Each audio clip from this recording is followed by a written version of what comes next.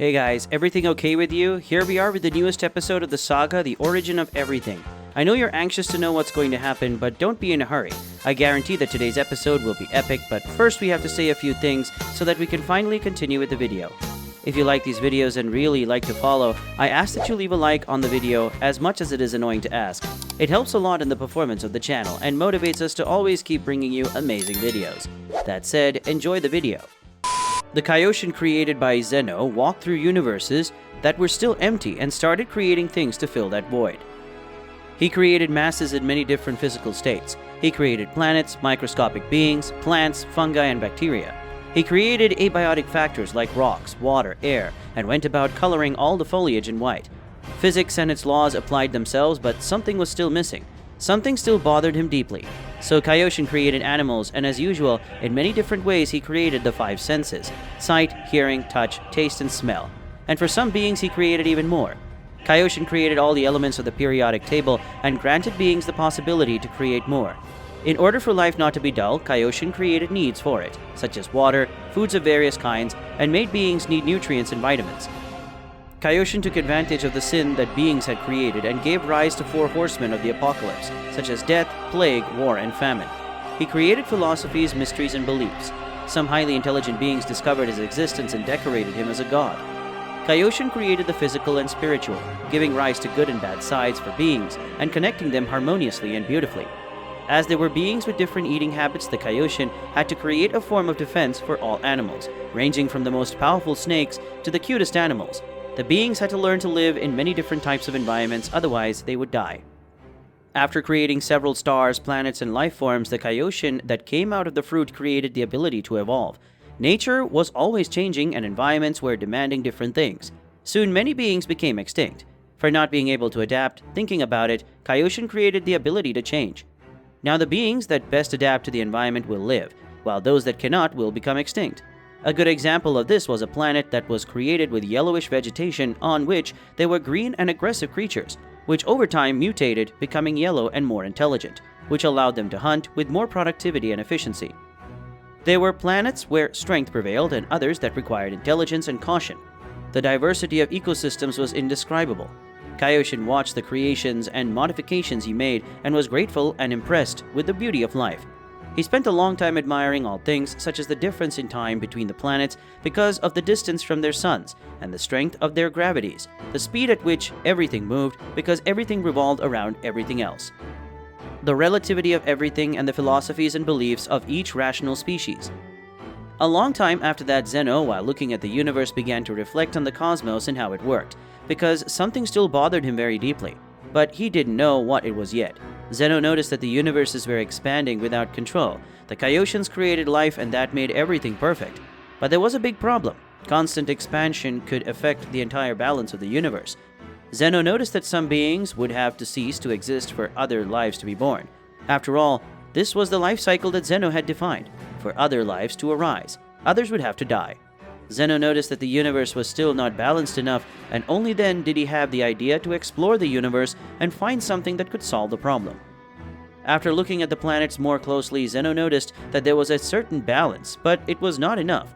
So after seeing two members of different races fighting each other, Zeno became curious and considered creating a new race, whose sole function would be to destroy.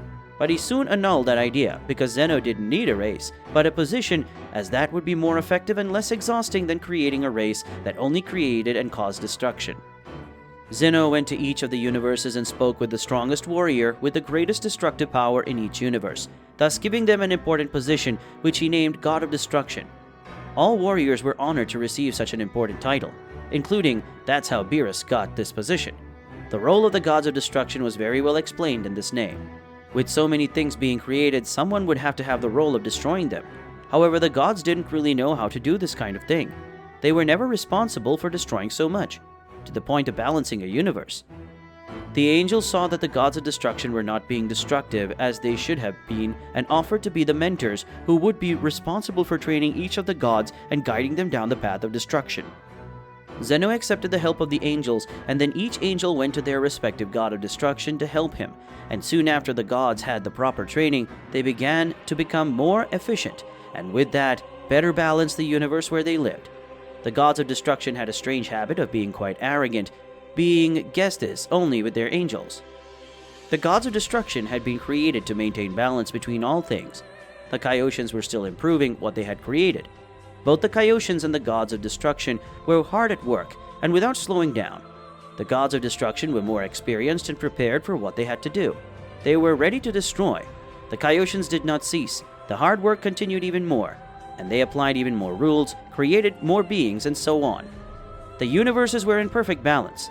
The Kaioshian went around the universes coloring what had no color and no life. The Kaioshians were giving life to whatever didn't have it, lighting up the dark and letting beings evolve from their own knowledge. In an opposite position, the gods of destruction were destroying that which was not relevant, that which had no life or light, that could not evolve. All these useless and superficial things could not exist, not in their universe. Zeno was more than satisfied with his own results, the result of his creations. Zeno was just having fun until that moment.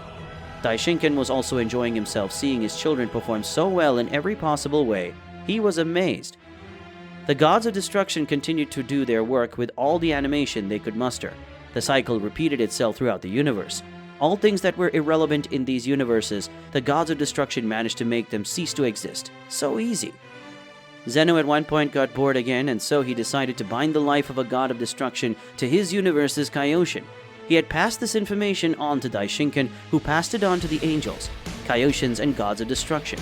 After that, Zeno went to his castle, where he was just having fun and playing with building objects. Everyone accepted it calmly, except the god of destruction of the sixth universe.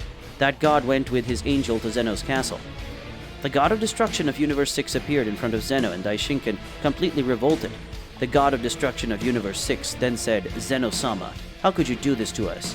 Link our lives with the lives of the Kaioshians? That's not possible. I don't want to have that fate. I refuse. I'm a god of destruction. I work best alone. I don't want that in my life," said the god of destruction, shouting in the presence of Zeno. Neither Daishinkan nor the angel from Universe 6 did anything. They just watched, waiting for Zeno's reaction. Zeno looked at him and then said, "I do what I want," Zeno said with a childish tone, as always. Zeno then extended his hand toward the sixth universe, the god of destruction, and smiling, closing his eyes. At that very moment, the sixth universe's god of destruction began to disintegrate, ceasing to exist. Daishinkan took the reins of the conversation and said, "My son, look for a new god of destruction for the sixth universe. That's all. You are dismissed," said the Daishinkan, looking at the angel of the sixth universe. The angel from the sixth universe just nodded and left Zeno's castle, bowing to him one last time. Zeno then looked at Daishinkan and said, "You know, Daishinkan, I have several wishes. I wonder if the beings that exist in these universes also feel the same desires as I do. You know, I want to create something for your wishes to come true," Zeno said, looking at the ceiling. Daishinkan was surprised but soon replied, "Lord Zeno, you have the power to do this. Just want," said Daishinkan, leaving Zeno excited for his next creation. Hey guys, I know it's sad when today's video unfortunately ends, but don't worry because the next episodes are coming. If you liked it, don't forget to leave your like. It helps us a lot and motivates us to continue with these videos that you like so much. Comment your theories of what might happen in the next episode and share the video with your friends so you can watch it together. That's it, see you guys!